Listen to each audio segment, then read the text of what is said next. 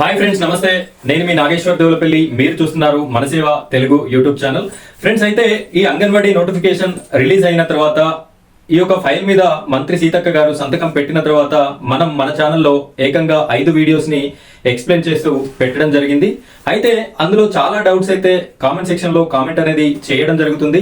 ఆ కామెంట్స్ కి ప్రతి ఒక్కదానికి రిప్లై అనేది ఇచ్చేంత టైం లేకపోవడం వల్లనే అందులో కామన్ గా వచ్చినటువంటి కొన్ని కామెంట్స్ ని నేను ఈ వీడియోలో మీకు వాటికి ఆన్సర్స్ ఇవ్వడానికి ఈ వీడియోని నేను మీకు చేసి పెట్టడం జరుగుతుంది. అందులో ముఖ్యంగా వచ్చేటటువంటి కామెంట్స్ ఏంటి అంటే, మాకు పెళ్లి అయ్యింది, మేము ఇప్పుడు ఈ పోస్టులని అత్తవారింటికా నుండి అప్లై చేసుకోవాలా, లేదు అంటే మా అమ్మ వాళ్ళ ఇంటి దగ్గర అప్లై చేసుకోవాలా అని చెప్పేసి మేజర్ గా అడుగుతున్నటువంటి డౌట్. ఇక రెండవ డౌట్ వచ్చేసి, మా యొక్క స్టడీ సర్టిఫికెట్స్ మా ఇంటి పేరు మా నాన్న వాళ్ళది ఉంది, ఇప్పుడు ఆధార్ కార్డు కానీ ఓటర్ ఐడి కార్డు కానీ రేషన్ కార్డు కానీ మా యొక్క అత్తగారింటి వాళ్ళ ఇంటి పేరు ఉంది, దీనికి ప్రాబ్లం అవుతుందా, ఏ విధమైన సొల్యూషన్ ఉంటుంది అని చెప్పేసి అడగడం జరుగుతుంది. అదే విధంగా మూడవ డౌట్ వచ్చేసి, ఏజ్ 18 నుండి 35 సంవత్సరాలు, 21 నుండి 35 సంవత్సరాలు అని చెప్తున్నారు. ఇందులో ఏజ్ రిలాక్సేషన్ ఏమన్నా ఉంటుందా, ఎక్కువ ఏజ్ ఉన్న వాళ్ళు అప్లై చేసుకునేటటువంటి అవకాశం ఉందా అని చెప్పేసి కూడా మేజర్ గా ఈ 3 డౌట్లు, వీటితో పాటుగా ఇంకా కొన్ని డౌట్స్ అయితే నన్ను అడగడం జరిగింది. ఈ డౌట్స్ కి క్లారిఫై ఇవ్వడానికి నేను ఈ వీడియోని చేస్తున్నాను. వీడియోని మీరు ఎక్కడా కూడా స్కిప్ చేయకుండా చివరి వరకు చూడండి. చూసినట్టయితే మీ యొక్క డౌట్స్ అన్ని కూడా క్లియర్ అవ్వడం జరుగుతుంది. ఈ వీడియో చూసిన తర్వాత కూడా మీకు ఇంకేమైనా డౌట్స్ ఉన్నట్టయితే కామెంట్ సెక్షన్ లో కామెంట్ చేయండి. నేను మీకు ఆ డౌట్స్ కి నెక్స్ట్ వీడియో అనేది అందించడం జరుగుతుంది.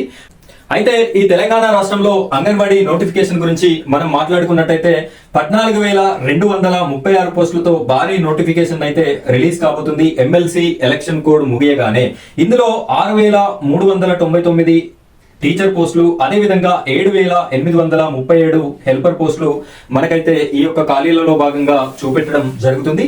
దీనికి సంబంధించినటువంటి డిస్ట్రిక్ట్ వేకెన్సీస్ అన్ని కూడా నేను మీకు ఇక్కడ చూపిస్తున్నాను చూడండి. ఈ ఆల్ డిస్ట్రిక్ట్స్ ఒక్కొక్క జిల్లాలో హెల్పర్స్ ఎన్ని పోస్టులు ఉన్నాయి, అదే విధంగా టీచర్స్ ఎన్ని పోస్టులు ఉన్నాయనే పూర్తి ఇన్ఫర్మేషన్ మనకి ఇక్కడ రావడం జరిగింది. ఇక్కడ చూడొచ్చు మీరు. అయితే ఇది మీకు ఒకవేళ కావాలి అనుకుంటే డిస్క్రిప్షన్ లో మన వాట్సాప్ గ్రూప్ ఉంటుంది. మీరు అక్కడ జాయిన్ అయినట్టయితే ఈ పేపర్ క్లిప్ ని కూడా నేను మీకైతే పంపించడం జరుగుతుంది. ఇక ఇక్కడ ఏజ్ లిమిట్ గురించి మనం ఒకసారి మాట్లాడుకున్నట్టయితే, వాస్తవానికి ఏజ్ ఎంత ఇచ్చారు అంటే 18 నుండి 35 సంవత్సరాలు అని మెన్షన్ చేయడం జరిగింది. అయితే ఇది 18 నుండి 35 సంవత్సరాలు ఎవరికి అంటే కేవలం ఎస్టీ వాళ్ళకి మాత్రమే ఈ యొక్క ఏజ్ ఉంటుంది, 18 నుండి 35. అయితే మిగతా ఓబీసీ వారికి, జనరల్ కేటగిరీ వాళ్ళకి ఏజ్ అనేది ఎంత అంటే 21 సంవత్సరం నుండి 35 సంవత్సరాలుగా నిర్ధారించడం అయితే జరిగింది. ఇది ఎవరెవరికి ఓబీసీ అండ్ జనరల్ వాళ్ళకైతే ఈ ఏజ్ అనేది ఉంటుంది. ఇక్కడ ఎస్సీ వాళ్ళకి కూడా 18 ఎప్పుడు అప్లికేబుల్ అవుతుంది అంటే 21వ సంవత్సరము ఆ పైన ఉన్నటువంటి వాళ్ళు ఎవరు కూడా అప్లికేషన్ చేయనట్టయితే అప్పుడు మాత్రమే ఈ 18 అనేది కన్సిడర్ చేస్తారు. 18, 19, 20 సంవత్సరాల వాళ్ళు ఉన్నా కూడా ఈ అప్లికేషన్ అనేది తీసుకోవడం జరుగుతుంది. ఒకవేళ ఇక్కడ 21 సంవత్సరం నుండి అప్లికేషన్ స్టార్ట్ అయినట్లయితే ఇక్కడ 18 కూడా తీసుకోరు. ఇది ఈ ఏజ్ కి సంబంధించినటువంటి ఇన్ఫర్మేషన్. అయితే చాలా మంది మాకు ఏజ్ ఎక్కువ ఉంది, 40 సంవత్సరాలు 45 సంవత్సరాలు ఉంది, మాకేమైనా ఎక్కువ ఏజ్ పెంచుకోవడానికి అవకాశం ఇస్తారా అని చెప్పేసి అడగడం జరుగుతుంది. అయితే ఇంతవరకు మనకు ఉన్నటువంటి ఇన్ఫర్మేషన్ ప్రకారం అయితే 35 సంవత్సరాలే లాస్ట్ గా నిర్ధారించడం జరిగింది. ఒకవేళ ఇచ్చేటటువంటి అవకాశం ఉంటే నోటిఫికేషన్ రిలీజ్ అయినప్పుడు ఇక్కడ ఎస్సీకి ఒక 5 ఇయర్స్ ఎక్స్ట్రా యాడ్ చేసేటటువంటి అవకాశం మనకి కనిపిస్తుంది. అంటే ఎస్సీ వాళ్ళకి 40 సంవత్సరాలు ఉంటే అప్లై చేసుకునేటటువంటి అవకాశాన్ని ఇస్తారు. అదే విధంగా ఓబీసీ జనరల్ వాళ్ళకి ఒక +3 ఇయర్స్ అంటే 38 సంవత్సరాల వరకు అప్లై చేసుకునేటటువంటి అవకాశాన్ని ఇచ్చేటటువంటి అవకాశం అయితే ఉంది. ఇక ఇక్కడ క్వాలిఫికేషన్ గురించి మనం మాట్లాడుకున్నట్టయితే, గత నోటిఫికేషన్ లో భాగంగా మనకి అంగన్వాడీ టీచర్ కి ఇంటర్ క్వాలిఫికేషన్ అనేది ఉండేది. ఇప్పుడు అదే ఇంటర్ క్వాలిఫికేషన్ ని కొనసాగించడం జరుగుతుంది. దీనితో పాటుగా హెల్పర్ కి కూడా ఇంటర్ క్వాలిఫికేషన్ నే నిర్ధారించడం జరిగింది. ఇంతకు ముందు 10th క్లాస్ అనేది హెల్పర్ కి ఉండేది. అయితే వీరికి కూడా ఈ ఇంటర్ నే తీసుకోవాలి అని చెప్పేసి మనకు ప్రభుత్వం అయితే చెప్పడం జరిగింది. సెంట్రల్ గవర్నమెంట్ కూడా అదే విషయాన్ని చెప్పింది. కాబట్టి ఈ క్వాలిఫికేషన్ అయితే ఫిక్స్డ్ గా ఇదే ఉండేటటువంటి అవకాశం ఉంది. అయితే ఇక్కడ మళ్ళీ సెలక్షన్ ప్రాసెస్ ఏ విధంగా ఉంటుంది అంటే, రాష్ట్ర ప్రభుత్వం జిల్లాల వారీగా కలెక్టర్లకి బాధ్యతల్ని అప్పచెప్తారు. ప్రతి జిల్లా నుండి కలెక్టరే ఈ యొక్క నోటిఫికేషన్ ని రిలీజ్ చేస్తారు. అన్ని ఒకే రోజు కావచ్చు, లేదు అంటే ఒక్కొక్క జిల్లాలో ఒక్కొక్కసారి నోటిఫికేషన్ కూడా ఇచ్చేటటువంటి అవకాశం ఉంటుంది. అక్కడ ఉన్నటువంటి కలెక్టర్ నిర్ణయం మేరకు ఈ యొక్క నోటిఫికేషన్ అనేది వస్తుంది. నోటిఫికేషన్ వచ్చిన తర్వాత అభ్యర్థులు ఎవరైతే ఉన్నారో, నిరుద్యోగులు ఎవరైతే ఉన్నారో వారు అప్లై అనేది చేసుకుంటారు. చేసుకున్న తర్వాత దీనికి ఎగ్జామ్ అనేది ఉండదు. అలాగే ఫీజు కూడా ఉండేటటువంటి అవకాశం లేదు. ఫ్రీగానే మీరు అప్లై అనేది చేసుకోవచ్చు.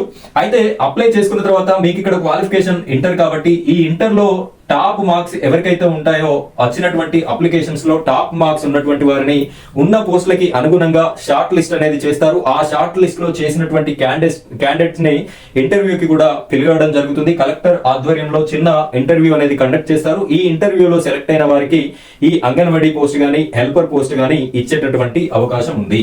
అయితే ఇక్కడ ఫైనల్ గా ఇంపార్టెంట్ ఏంటి అంటే సర్టిఫికెట్స్ ఏమేమి ఉండాలి అని చెప్పేసి చాలా మంది ఈ క్వశ్చన్ అయితే రేజ్ చేస్తున్నారు. ఇక్కడ ముఖ్యంగా మీకు ఉండాల్సినటువంటి సర్టిఫికెట్ ఏంటి అంటే ఏజ్ ప్రూఫ్ సర్టిఫికెట్ అనేది ఉండాలి. దీనికోసం మీరు 10th క్లాస్ మెమోని పెట్టొచ్చు.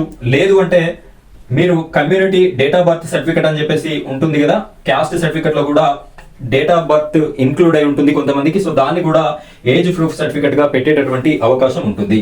దీనితో పాటుగా మీ యొక్క స్టడీ సర్టిఫికెట్స్ ఎక్కడ నుండి 6th క్లాస్ నుండి ఇంటర్ వరకు స్టడీ సర్టిఫికెట్స్ అనేది కూడా కావాలి. వీటిని కూడా మీరు జాగ్రత్తగా కలెక్ట్ చేసి పెట్టుకోవాల్సి ఉంటుంది.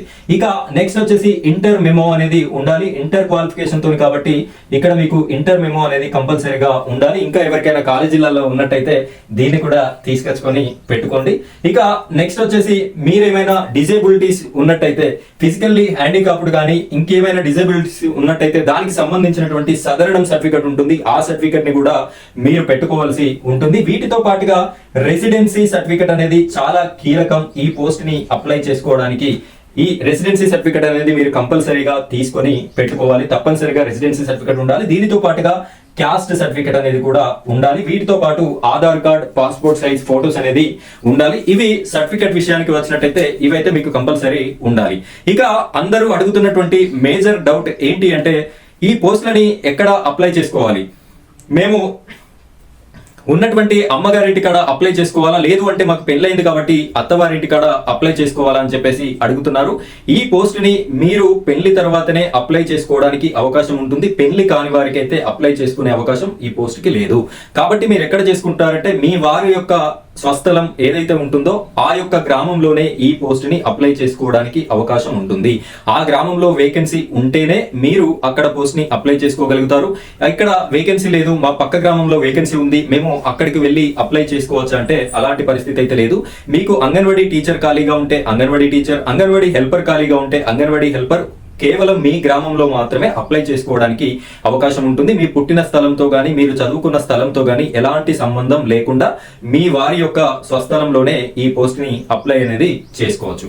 అయితే ఇక ఈ సర్నేమ్ విషయానికి వచ్చినట్టయితే మా యొక్క అమ్మగారి సర్నేమ్ తో సర్టిఫికెట్స్ ఉన్నాయి, మా వారి సర్నేమ్ తో ఈ ఆధార్ కార్డు గానీ రేషన్ కార్డు గానీ ఓటర్ ఐడి కార్డు గానీ ఉన్నాయి. వీటికి ఏమైనా ప్రాబ్లం అవుతుందా అని చెప్పేసి అడుగుతున్నారు. అయితే వీటికి ప్రాబ్లం అయ్యేటటువంటి అవకాశం అయితే ఈ నోటిఫికేషన్ కి లేదు. కాకపోతే మీరు చేయాల్సిన పని ఏంటి అంటే ఎవరికైనా మీ అమ్మగారి సర్నేమ్ తో కాకుండా వేరే సర్నేమ్ అంటే మీ అత్తగారి సర్నేమ్ తో మీకు గనక ఈ ఆధార్ కార్డు గానీ ఓటర్ ఐడి కార్డు గానీ రేషన్ కార్డు గానీ ఉన్నట్టయితే మీరు మీ యొక్క సర్నేమ్ ని చేంజ్ చేసుకున్నట్టయితే అప్పుడు మీరు ఖచ్చితంగా మీ యొక్క మ్యారేజ్ సర్టిఫికెట్ అనేది పెట్టాల్సి ఉంటుంది. మీ వారికి మీకు మ్యారేజ్ అయినట్టుగా ప్రూఫ్ అదే కాబట్టి ఈ విధంగా మాకు మ్యారేజ్ అయింది, సో మా సర్నేమ్ అనేది చేంజ్ అయ్యింది అని చెప్పేసి ఈ నోటిఫికేషన్ లో భాగంగా ఈ ప్రూఫ్ అనేది మీరు మ్యారేజ్ సర్టిఫికెట్ పెట్టాల్సి ఉంటుంది. ఈ విధంగా ఎవరికైతే సర్నేమ్ చేంజ్ చేసుకున్నారో వారంతా కూడా ఖచ్చితంగా మ్యారేజ్ సర్టిఫికెట్ అనేది మీ గ్రామ పంచాయతీలో విలేజ్ సెక్రటరీ ఇస్తారు, మున్సిపల్ అయితే మున్సిపల్ ఆఫీస్ లో ఇస్తారు, అది తీసుకొని పెట్టుకోండి. అలా కాకుండా సర్నేమ్ చేంజ్ కాకుండా అలాగే ఉంచుకున్న వాళ్ళకైతే ఎలాంటి ప్రాబ్లం లేదు, వారికి మ్యారేజ్ సర్టిఫికెట్ కూడా పెట్టాల్సినటువంటి అవసరం లేదు. ఫ్రెండ్స్, ఇది మీ డౌట్స్ కి నేను ఇచ్చినటువంటి క్లారిఫై. ఈ వీడియో మీకు నచ్చిందని అనుకుంటున్నాను. వీడియో నచ్చితే ఖచ్చితంగా తప్పనిసరిగా వీడియోని లైక్ చేయండి. అదే విధంగా మన ఛానల్ ని సబ్స్క్రైబ్ చేసుకోండి. పక్కన గంట సింబల్ ఉంటుంది, దాన్ని నొక్కి ఆల్ అని సెలెక్ట్ చేసుకోండి. ఇక ఇలాంటి లేటెస్ట్ అప్డేట్స్ అన్ని అంగన్వాడీకి సంబంధించి మీకు రోస్టర్ పాయింట్స్ కి కానీ గ్రామాల వారీగా పోస్టుల వివరాల గురించి కానీ ఈ నోటిఫికేషన్ రిలీజ్ అవగానే మొదటి వీడియో కోసమైనా కూడా మీరు మన ఛానల్ ని సబ్స్క్రైబ్ చేసుకొని పెట్టుకోండి. ప్రతి అంగన్వాడీ ఇన్ఫర్మేషన్ మీ వరకు రావడం జరుగుతుంది. Thank you friends, thank you very much.